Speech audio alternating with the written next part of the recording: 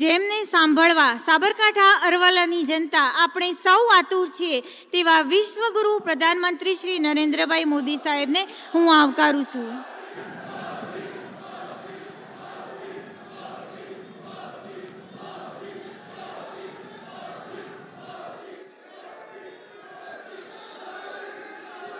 भारत माता की, भारत माता की. केम છે આપણું હેમનગર?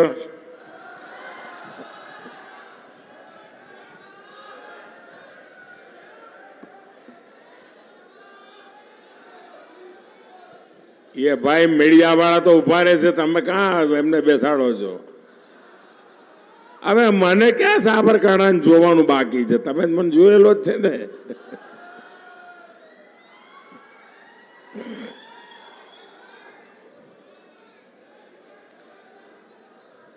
કેટલાય દશકાઓથી સાબરકાંઠા સાથેનો મારો નિકટ નાતો રહ્યો છે. પેઢીઓ બદલાઈ ગઈ, રંગરૂપ બદલાઈ ગયા, પણ સાબરકાંઠાનો પ્રેમ એવો ને એવો મારા પર રહ્યો છે.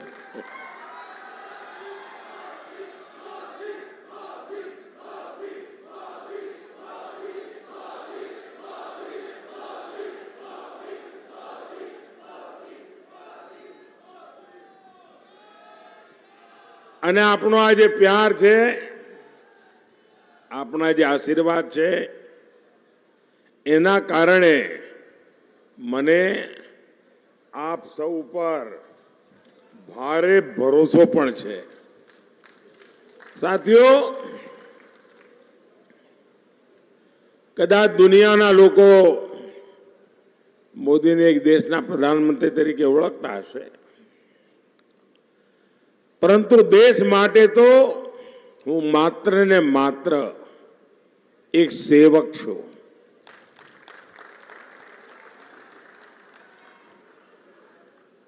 દેશવાસીઓ માટે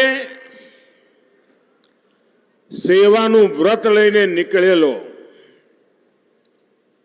આપના માટે ખપી જનારો અને સદાય તમારો સાથી.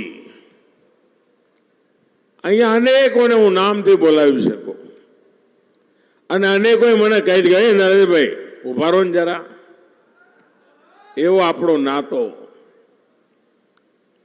અને એ જ શક્તિ છે જે શક્તિને લઈને આપણે આગળ વધી રહ્યા છીએ. અનેક વાર આવ્યો છું, પરંતુ આજે હું આપની પાસે કંઈક માગવા માટે આવ્યો છું. સરકારી કામોમાં આવું તો કઈ ને કઈ આપવા માટે આવું, કઈ યોજના લઈને આવું, કઈ શિલાન્યાસ હોય, ઉદ્ઘાટન હોય, પરંતુ કોક વાર તો માગવા આવવું જોઈએ ને. અને મને તમારા આશીર્વાદ જોઈએ છે, જેથી કરીને 140 કરોડ દેશવાસીઓ જે સપના લઈને જીવી રહ્યા છે, એ સપનાને સાકાર કરવામાં હું કોઈ પાછી પાની ના કરું, મારી કોઈ ઉણપ ન રહી જાય. અને એના માટે મને મજબૂત સમર્થન જોઈએ. સંસદમાં મને ગુજરાતના બધા જ સાથીઓની જરૂર છે.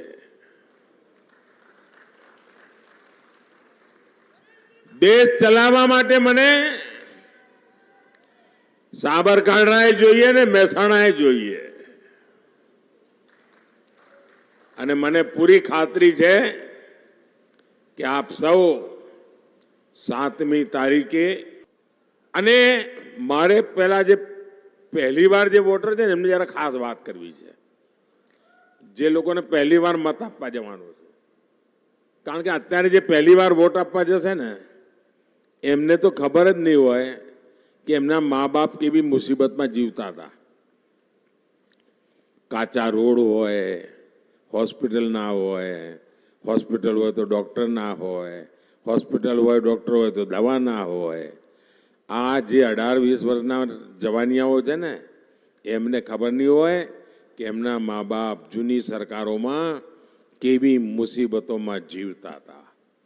જે 18-20 વર્ષના મતદાતાઓ છે એમને એ ખબર નહીં હોય કે આ મોદી સાહેબને તમે દિલ્હી મોકલ્યા એ પેલા દેશની શું દશા હતી. તમે જોયું હશે બધે ચોરે ને ચૌટે એક સૂચના જોવા મળતી હતી. યાદ હશે બધા જૂના લોકોનું કઈ ચાલે યાદ આવશે. કોઈ પણ બિનવારસી ચીજ દેખાય તો હાથ અડાડવો નહીં, બિનવારસી ચીજ દેખાય તો દૂર રહેવું, ક્યાંય બિનવારસી બેગ દેખાય તો પોલીસને જાણ કરવી, કોઈ બિનવારસી ટિફિન દેખાય. કેમ? તો દેશમાં ક્યાંય પણ બોમ્બ ભડાકો થશે એવું દેશ ભાઈમાં જીવતો હતો. આ મોદી સાહેબને આયા પછી આ બિનવારસી બધું શું થયું ભાઈ? બંધ થઈ ગયું કે ના થઈ ગયું? એનો અર્થ એવું કે જે એ વૃત્તિના લોકો છે એમની વૃત્તિ નહીં ગઈ હોય, પણ એમને ખબર છે કે મોદી સાહેબ છે ત્યાં સુધી નહીં કરાય. અને એટલા માટે ભાઈઓ બહેનો 18 વર્ષની ઉંમરના બાળકો જે છે ને, જવાનિયાઓ, એમને આ જોવા જેવું છે. તમે પહેલા છાપું ખોલો ને તો ભ્રષ્ટાચારના સમાચારો આવતા હતા. પહેલા જયારે છાપું ખોલો ને ભ્રષ્ટાચારના સમાચારો આવતા હતા. આટલા ગયા, આટલા લૂંટાયા, આટલા ગયા. આજે કયા સમાચાર આવે છે?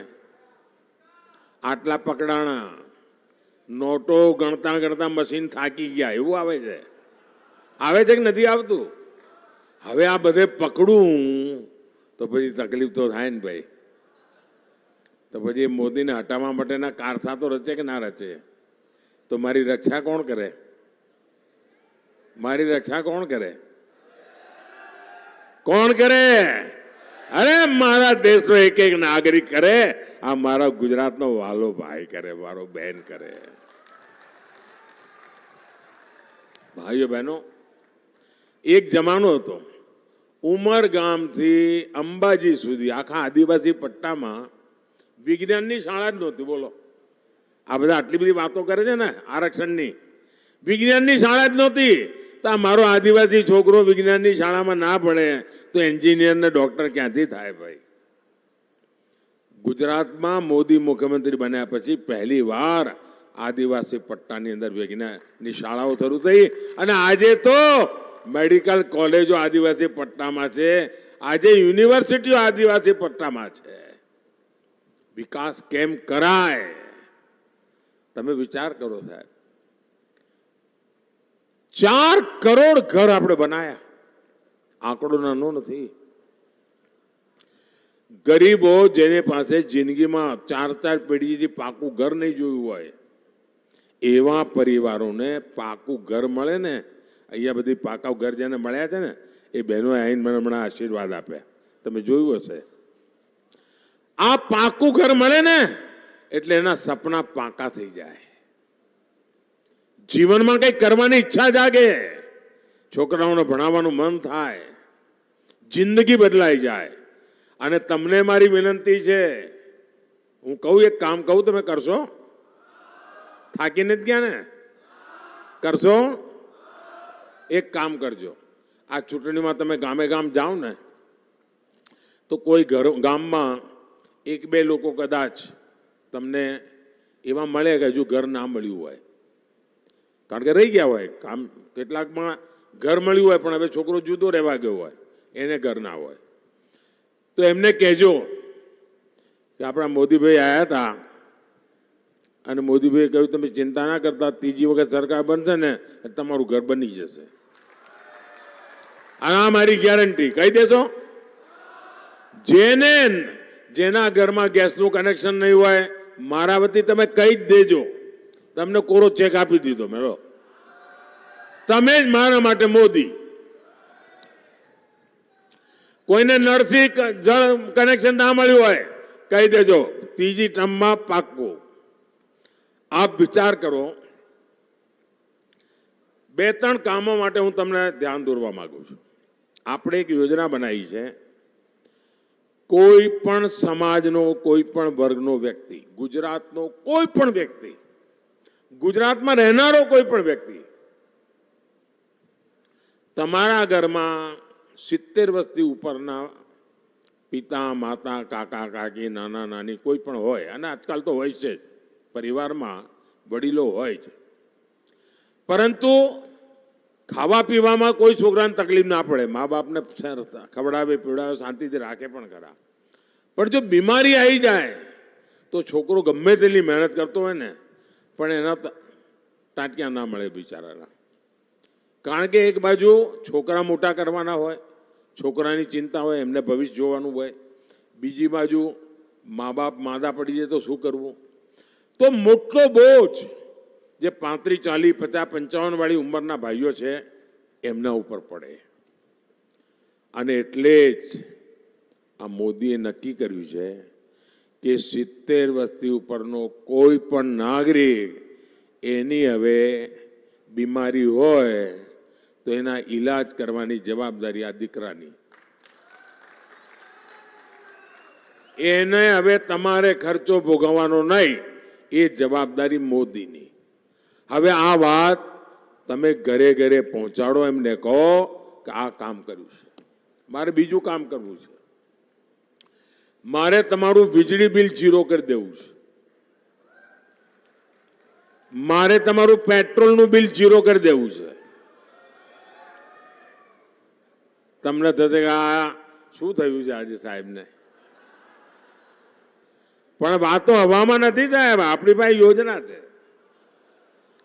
આપણે પીએમ સૂર્યઘર યોજના નક્કી કરી છે, અને આ પીએમ સૂર્યઘર યોજના અંતર્ગત સરકાર 50, 60, 70 હજાર રૂપિયા જેવી જરૂરિયાત એટલા રકમ આપે છે, અને તમારા ઘર ઉપર તમે સોલાર સિસ્ટમ ફિટ કરો, અને તમે જે વીજળી પેદા કરો તમારે જોઈએ તમે મફતમાં વાપરો, 0 બિલ. અને વધારાની વીજળી સરકાર ખરીદશે, એમાંથી તમે કમાણી કરો. આજે તમે વીજળીનું બિલ ભરો છો, મોદી એવા દિવસો લાવશે કે તમે વીજળીમાંથી કમાણી કરશો. બોલો આનાથી બીજું ખોટું શું? ને મારી વાત સમજાય છે કે લાગતું નથી સમજતા હોય એવું? હે, આમ એકદમ ધ્યાનમગ્ન થઈ ગયા છો આજે.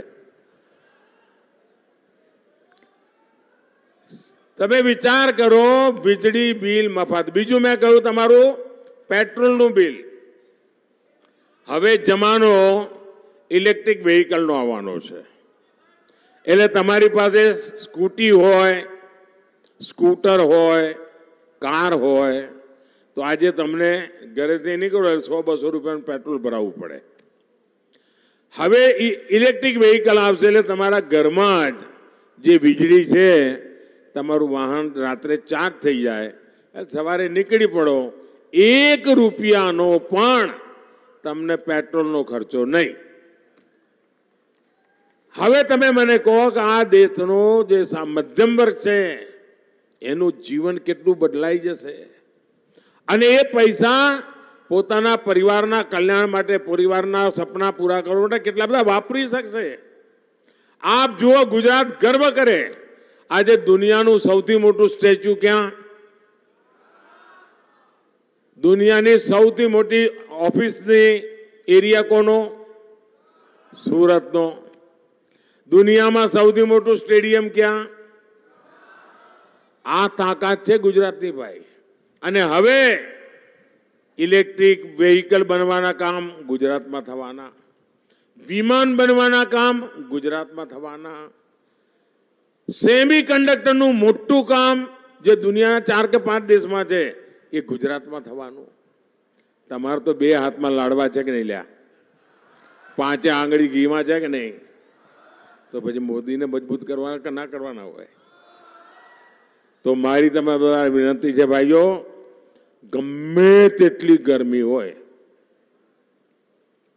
પણ પહેલા મતદાન પછી જલપાન. मंजूर मंजूर बाके पाए बोलो भारत माता की भारत माता की भारत माता की।